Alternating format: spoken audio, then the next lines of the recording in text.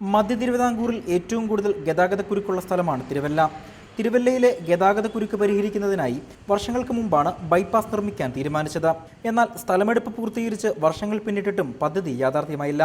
ഓവർബ്രിഡ്ജുകളുടെ പണി പൂർത്തീകരിച്ചെങ്കിലും ബൈപ്പാസ് അവസാനിക്കുന്ന ഭാഗമായ രാമഞ്ചിറയിൽ ഇനിയും സ്ഥലമേറ്റെടുപ്പ് പൂർത്തീകരിച്ചിട്ടില്ല. സ്ഥലമെടുപ്പ് പൂർത്തീകരിക്കാതെ നിർമ്മാണ പ്രവർത്തനങ്ങൾ ആരംഭിച്ചത് മൂലം കരാറുകാരനും പ്രതിസന്ധിയിലായി. ഗതാഗതക്കുരുക്ക് എന്ന് പറയുമ്പോൾ തിരുവല്ലയുമായി മാത്രം ബന്ധപ്പെട്ടതല്ല, MC റോഡിലെ ഒരു പ്രധാനപ്പെട്ട പട്ടണമാണ്.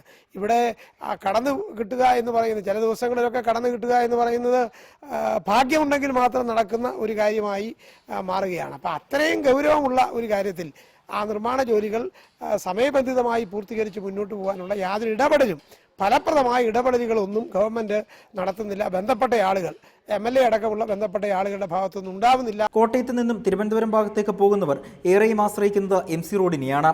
തിരുവല്ല നഗരത്തിലെ ഗതാഗതക്കുരുക്ക് മൂലം ആംബുലൻസ് ഉൾപ്പെടെയുള്ള വാഹനങ്ങൾ മണിക്കൂറോളമാണ് ഗതാഗതക്കുരുക്കിൽ പെടുന്നത്. റിപ്പോർട്ടർ, പത്തനംതിട്ട.